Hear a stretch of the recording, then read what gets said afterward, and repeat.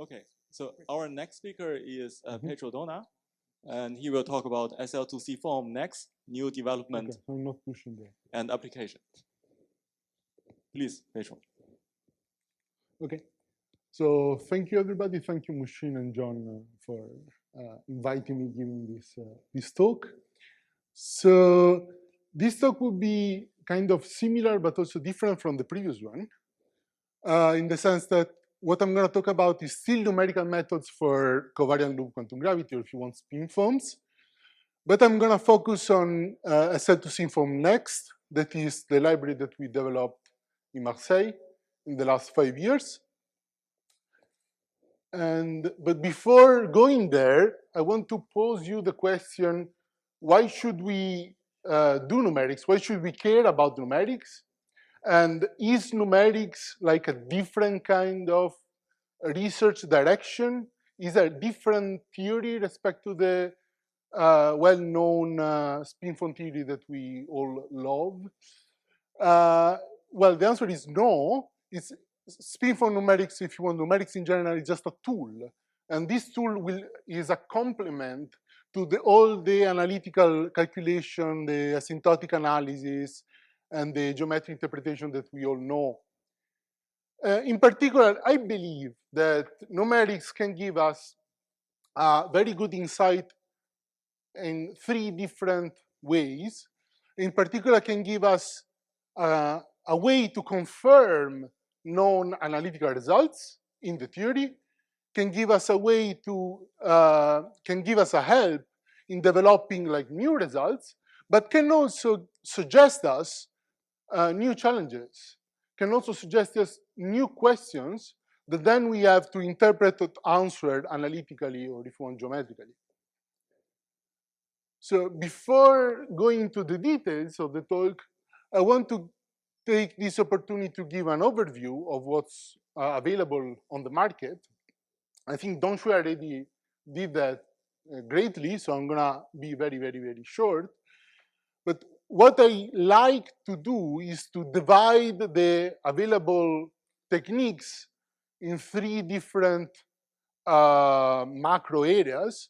One is the macro areas that uses semi-classical insights, and among those techniques, there is the complex critical points technique that Don Shui just explained us and presented us. Then there is also, for example, some kind of hybrid representation of spin foam models that I believe there's going to be a talk today in the parallel session. There is the whole discussion, the whole analysis of renormalization with restricted, symmetry restricted spin foam models. Or there are effective models. So these are effective description, effective definition of the path integral, of the gravitational path integral. And I think that Seth is going to give us a presentation in the plenary talk of Thursday. And then there is one last macro category that is the macro category of direct calculations. So we don't do, in this category, we don't do any assumption in the way the amplitude is or behave. We just try to do brute force calculation. By brute force, you will see that it's not brute force at all, but it's like a direct calculation of the amplitude. And among those, I will focus on the sl2cfoam-next approach. That is the one that I'm personally involved, with which we can compute transition amplitude of the EPRL spin foam model, but also BFSU2. So here I prepared one slide on spin foam models in general, in particular the EPRL model. But since Don Shui already gave us an extremely detailed and very beautiful introduction, I'm going to be very short. In particular, well, spin foam models are a way to define dynamics for kinematical loop quantum gravity states by providing local transition amplitudes. By local, I mean transition amplitudes that are made of local building blocks that are the vertex amplitude, the edge amplitude, and the phase amplitude. And in the spin network basis, those are colored by, those are amplitudes that depends on the colors of the spin networks. And these you can interpret it as some kind of quantum simplicial evolution of your spin network states. And in particular, this is general. In particular, the EPRED model is selected by, so the EPRED model selects a very specific choice of these three quantities. In particular, the edge amplitude and the phase amplitude are trivial dimensional factors, while the vertex amplitude is given by the product of irreducible unitary representation of SL2C in the gamma simple representation, so it's a very specific representation, and then there is an integral over 4 copies of the SL2C group elements. If you want to have intuitive interpretation of what's going on, imagine that you have your boundary spin networks, and then in the bulk you have SL2C parallel transport. And what we are just saying here is that we embed the boundary spin network in a very specific way into SL2C, and then we average, or if you want, we sum over, yeah, this is better, we sum over all possible Lorentzian parallel transport in the bulk. Another way to see this is that you can derive this exact formula. This is how it's done traditionally from the SL2C BF theory plus the quantum imposition, so the quantum implementation of linear simplicity constraints. So let me get,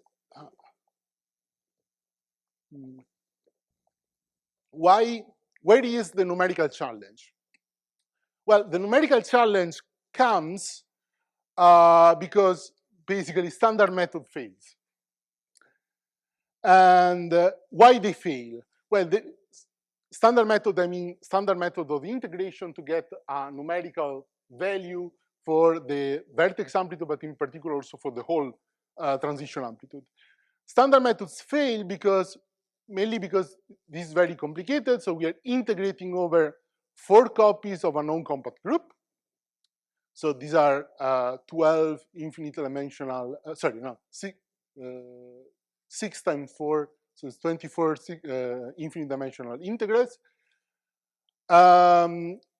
It's complicated also because these representation matrices, the gamma simple irreducible representation, are fast oscillating functions, so they're very difficult to integrate. And as a final remark, there is no probability distribution to implement the Monte Carlo importance sampling. So there's no part of the amplitude we can use to implement directly Monte Carlo techniques, so Monte Carlo integrals. So what was our solution? Our solution was to adapt strategy that I love to call divide and conquer.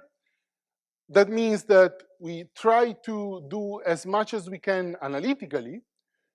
By doing so, we get to an expression that reduces to smaller components that we can evaluate independently, and then we can compute the whole amplitude by just putting together the smaller component that we already pre-computed.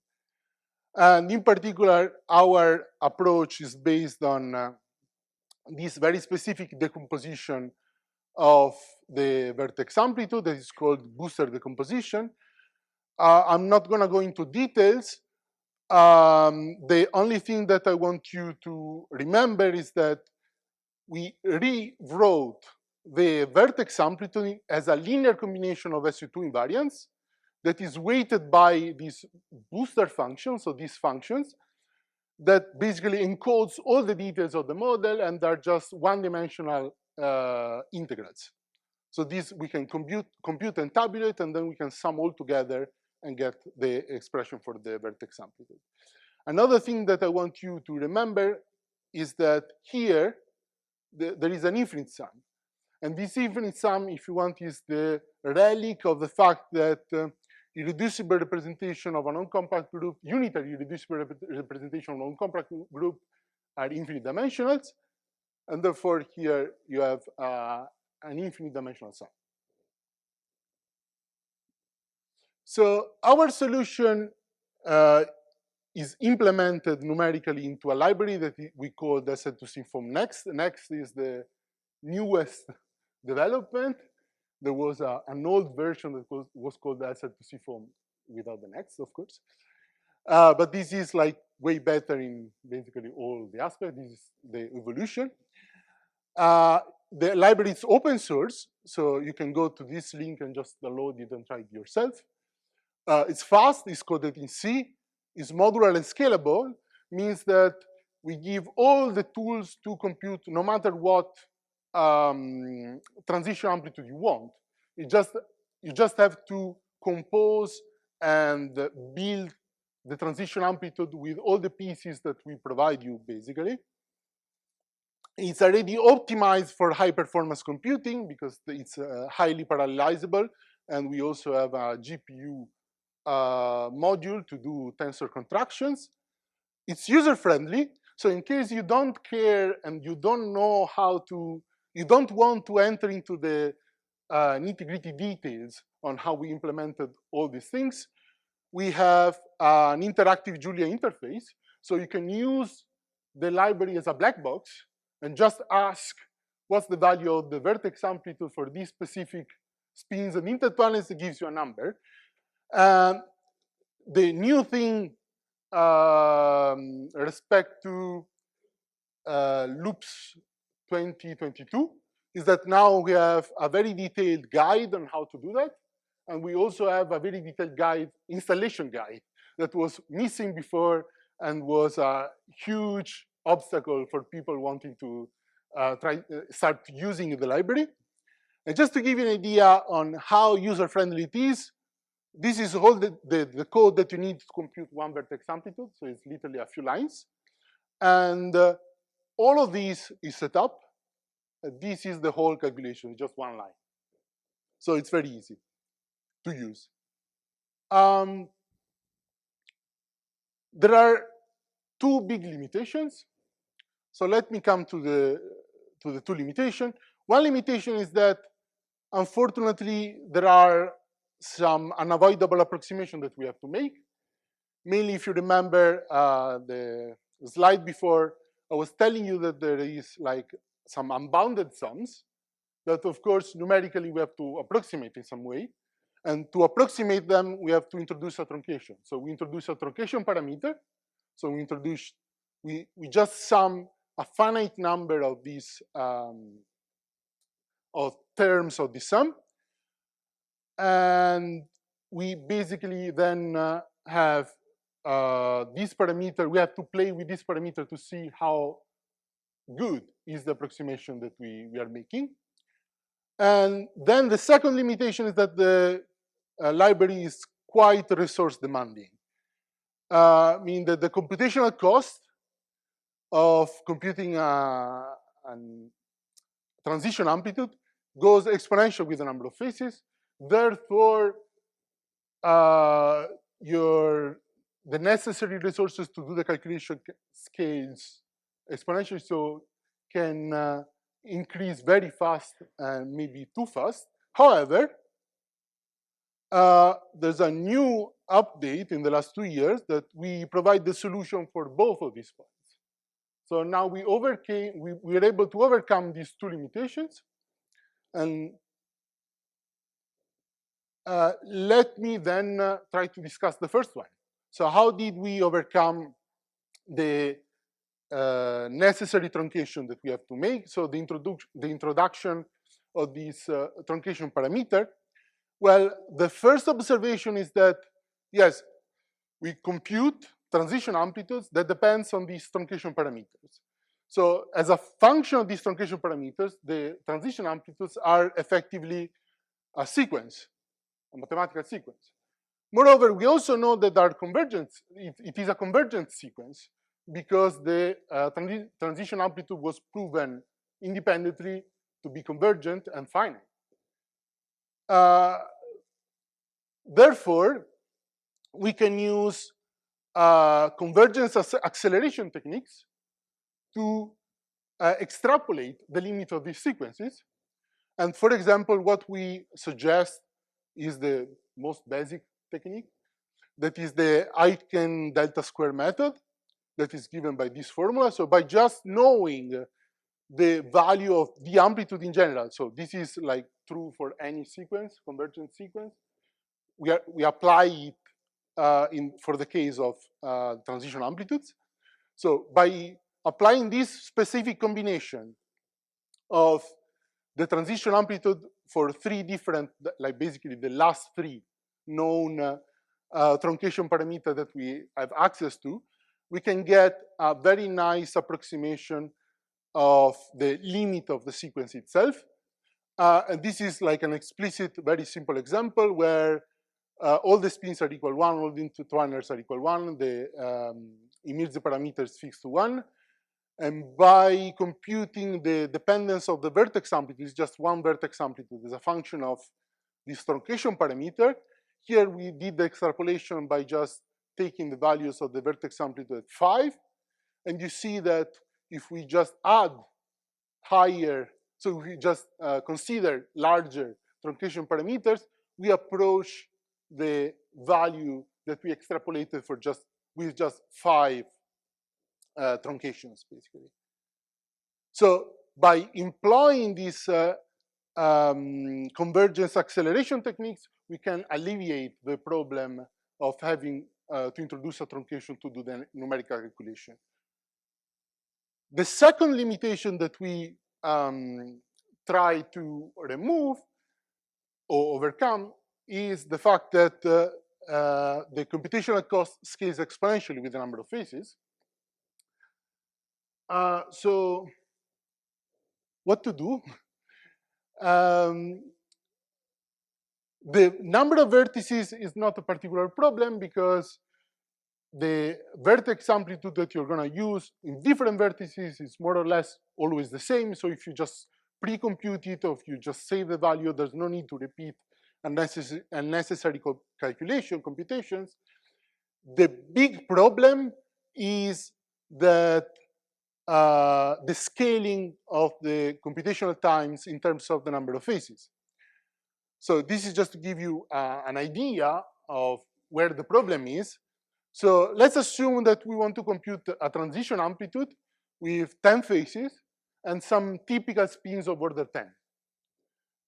The number of vertex amplitude that we need to compute is like 2j plus 1 to the power f.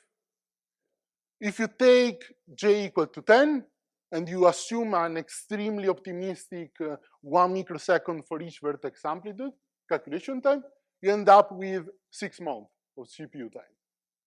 So it's pretty bad. However, there is a solution. And the solution is, the solution that we proposed and we tested is to do the sums over the bulk quantum numbers using Monte Carlo. So I don't want to make confusion here. Before I was saying that Monte Carlo is not possible, there I was talking about the Monte Carlo integral over the SL2C holonomies. Here I'm talking about the Monte Carlo of the sums over the bulk degrees of freedom. And the way we do it is by dividing the bulk spins into layers. You can imagine these layers similar to the spherical shells when you do a three-dimensional integral in spherical coordinates. So you fix the radius, and then you have all the spins basically falling in the spherical shell at that specific radius. Here we are not doing anything radial. We are really summing over cubical shells, but it's basically the same thing. And we assume that each amplitude within this layer, within the shell, is equally important. So what we do is to do uniform sampling over all the possible bulk configuration and limit the number of Monte Carlo samples to 100,000, for example. This, just to give you an idea, it's an analysis of the relative error that we find. We find like a sub 1% relative error that we estimate through like repetition. So we just bootstrap the error here.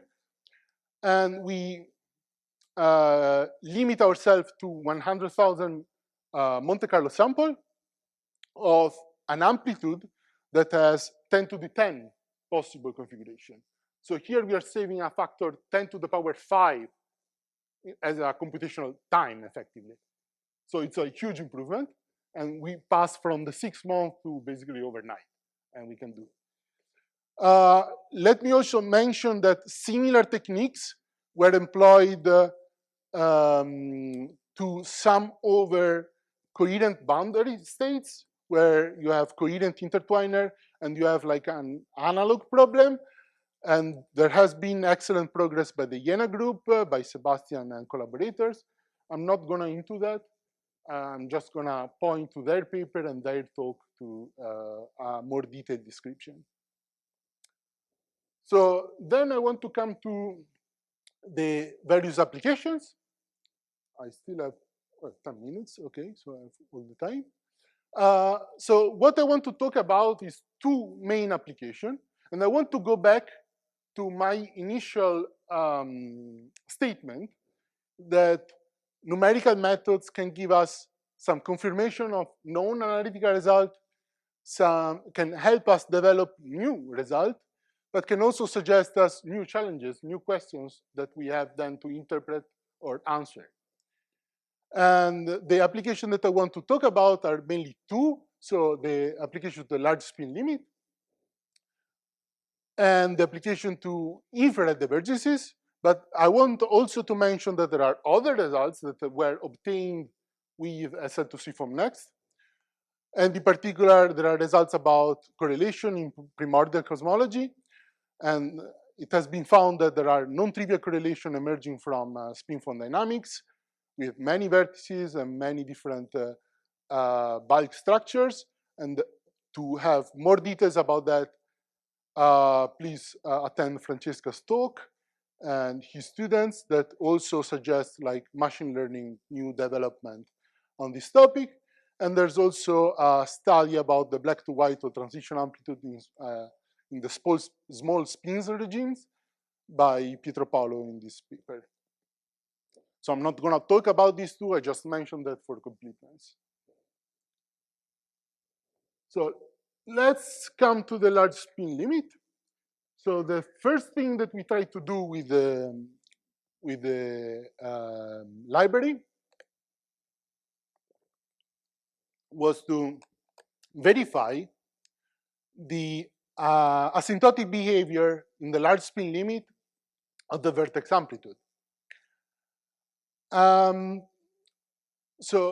all the details on why we expect all these things, I think, why we expect this very specific behavior, I think was already explained by Dongshui in her talk.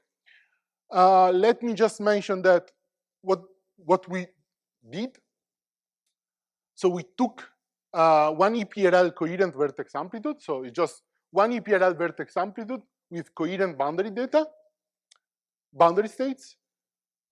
We studied the uniform rescaling of the amplitude of the boundary spins. So the uniform rescaling of the boundary spins of the amplitude.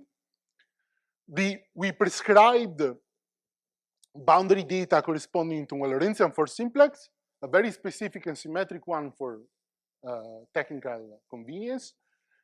And we were able to find the power law suppression that was expected from the analytic calculation and the oscillation with a frequency that is equal to the Regge action that was also expected from the theory.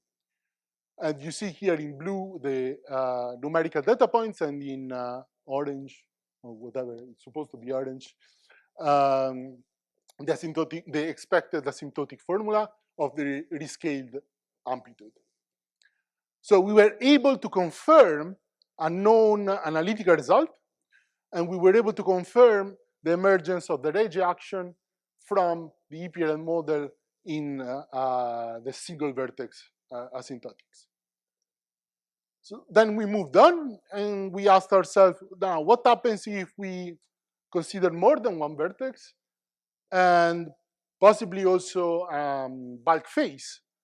So we moved on and we moved to the case where 3 vertices sharing one bulk phase, and we considered 3 EPRL coherent vertex amplitudes contracted in this very specific way.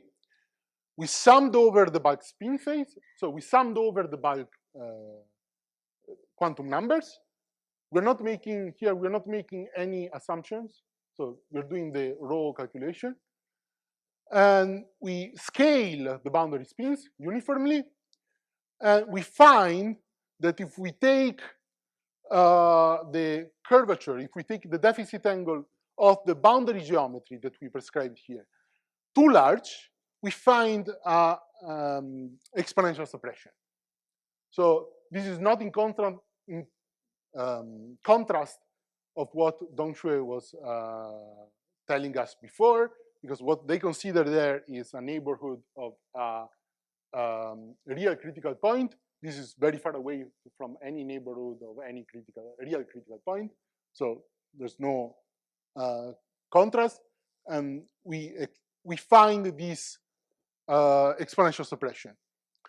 So this was like in my opinion, the clear message that the semi-classical limit for spin foam theory is not just a large spin limit, but is some kind of double scaling limit of large spins, but you also have to keep the deficit angle if you want locally the curvature small. So this result helped kind of develop a new result that is the redefinition of the semi-classical limit into a double scaling limit. And now what I want to propose is a new question, so something that we can do more and we can start pushing the boundary of the known analytical results.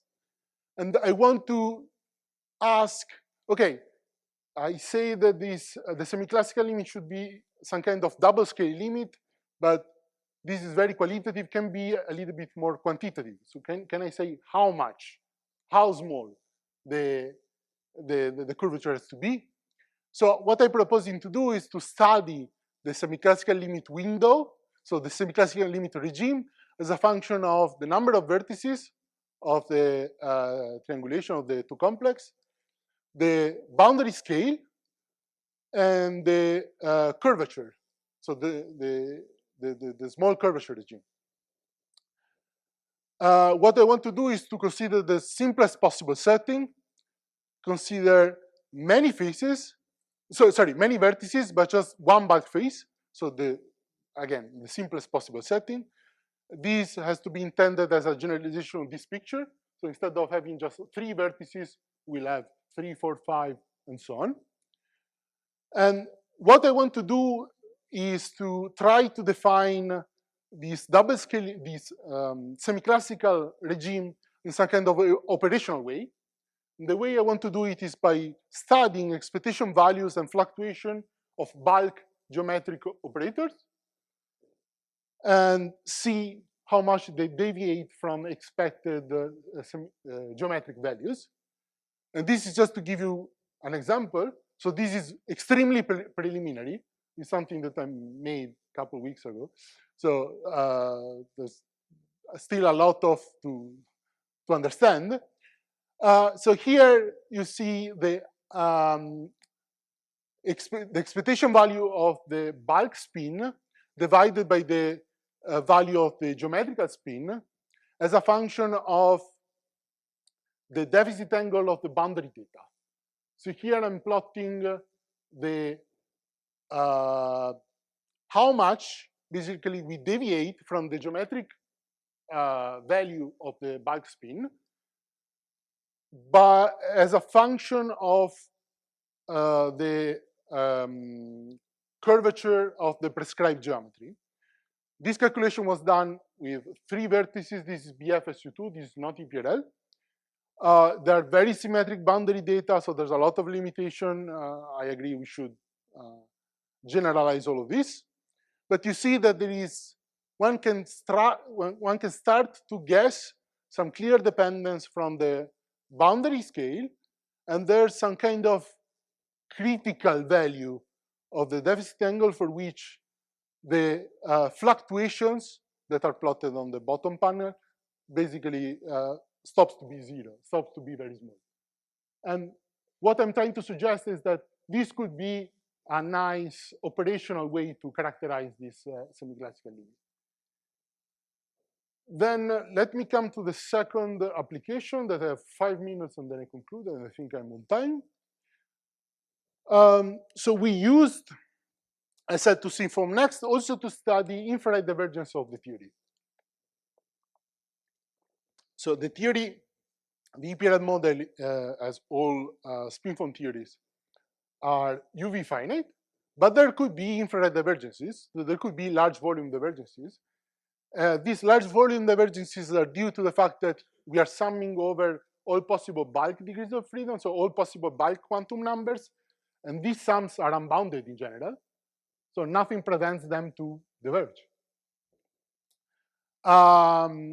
The divergence of BFSU2 models are known analytically.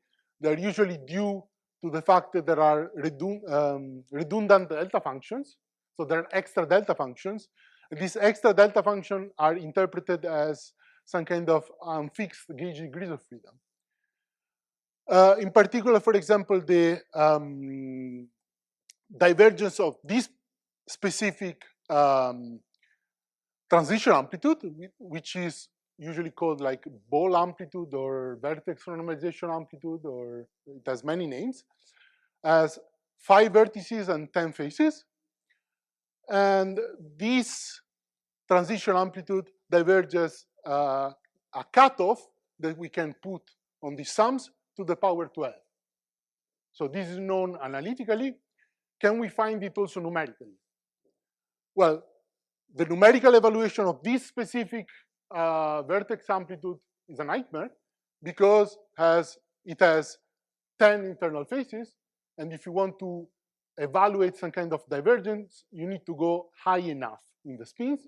This is exactly the case that I was describing at the beginning, with 10 faces and spins of order 10. There's a total of 30 billion terms to compute. So there's order 10 to the 10 terms. And by doing a Monte Carlo on the internal spins with 10 to the 5, so 100,000, we can get sub 1% precision, which I think is great.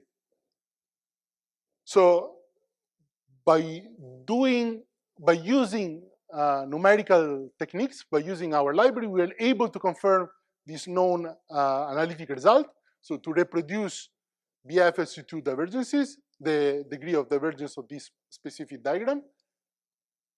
And then what I want to mention is that we also computed now for the EPRL model the divergence of the melonic diagrams. So these are 2 vertices and 6 faces.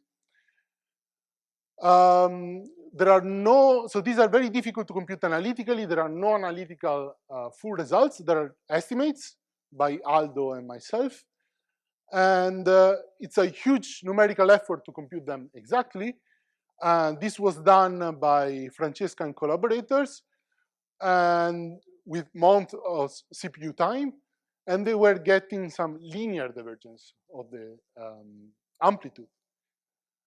By using Monte Carlo on the bulk spins, we were able to confirm these results with just a night of calculation, so it was pretty fast. And we were able to do it with less than 0.1% of precision.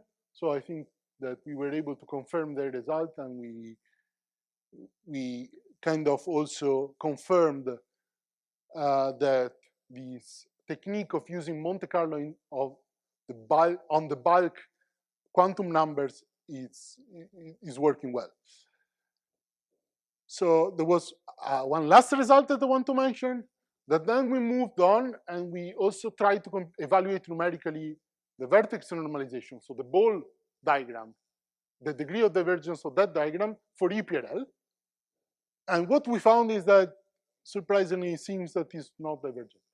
So it is convergent. And this is surprising. I think we have a good control of the error, so we find like sub 1% error. So this is the new challenge. Can we explain it? At the moment, we have no idea. So I don't have an answer to this question. And then there is an additional question that, can we find a generic formula for the degree of divergence of an arbitrary EPRL diagram? This is possible for BF. For EPRL, we don't know. So this is to show you that numerics can also pose us questions that then we have to answer and interpret analytically. And with this, I want to conclude by just making a very brief summary, that I want to stress the fact that numerical calculation, in particular direct numerical calculation of spin-foam theory, in particular the EPRL model, are possible. They're under control. We have the tools to do a lot. And it's a very powerful tool that we have in our arsenal of techniques to do spin-foam calculations, that complements the existing ones. And all the technical obstacles that we had until a couple years ago are now more or less under control by using Monte Carlo on the spin sums, on the bulk spin sums and intertwiners, and by doing extrapolation of the truncations. I showed you also diverse applications, like for example, the semi-classical, on the semi-classical limit of the theory, infrared divergences. I mentioned also correlation in spin-foam cosmology and black hole to white hole transitions. So the library and in particular numerical techniques were already applied in very different contexts. And I leave here like the two open questions. One, can we characterize in a quantitative way the double scaling limit that is supposed to be the semi-classical limit of the EPRL model? And can we explain the convergence of the ball diagram, of the vertex normalization diagram? And one super last comment. I want to stress that there is no competition within the various numerical approaches. I'm not saying my approach is better than the other, it's better than the other. That's not the point. The various approaches are very, they complete themselves. They complete each other. In particular, for example, this approach works very well in the relatively small regime, spin regime, while, for example, the complex critical point works well in the opposite regime, in the large spin regime. And let me also advertise that we are going to have a very nice workshop at the second week of September in Jena, organized by Sebastian, where we are going to discuss various quantum gravity application of numerical techniques. Okay, thank you very much.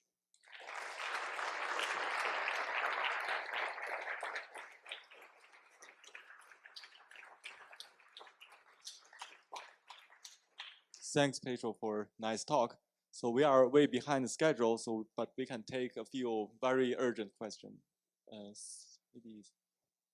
Maybe we start with Sebastian. Yeah, thank you, Pietro, for this very extensive overview and for advertising the workshop. I would like to provide a slightly different perspective also on Monte Carlo, because what you mentioned is there's no probability distribution. That's only part of the problem, because if you have oscillating amplitudes, you can suffer from the sign problem. So even if you propose a probability distribution, it may not converge. So I think what your results and also partially my results are showing is that the sign problem is not that severe, so it is apparently under control. So this is actually a very positive sign, such that one may actually really overcome this exponential growth of numerical costs, which is like, of course, would be devastating if that was true. So very nice result on that point. But yeah. So let me comment super briefly. So I totally agree with you. Thank you very much for the comment. I think I went a little bit too fast. Why we were so surprised that this calculation worked? Because as Sebastian was mentioning, so here we are doing Monte Carlo on an amplitude that oscillates. So what really is left at the end are the interference among the various terms. So there's no guarantee at all that Monte Carlo techniques can work in that setting. And the fact that we are able to show that it works and the errors are so small is super surprising. Daniel. Yeah, thanks for the talk. Did you try computing the 3-point, 4-point, or 6-point functions? Because any divergence there would basically tell you that you need to add other types of vertices, which in turn will change the conclusion about the 4-simplex vertex. Okay, so thank you for the question. I think it's very on point. It's exactly on something that I omitted because I already went over time and I have more results that I was not able to show. Okay, so we did not compute the 4-point and the 6-point vertices, mainly because of lack of manpower, because it still takes a lot of effort in set up the calculation and then make it run is the easy part at this point. However, we've had a few years ago, we computed a large set of various 2-points functions. So all possible contraction of 2 vertices in all possible ways. And we found out that all of them were convergent. So at least for those, there's no need to add new vertices with the perspective of doing some kind of randomization. But of course, I have no control over the meaningful one that is the 4-point and the 6-point structure. I don't know yet. Okay, I think we have to close. I think John want to make some announcement.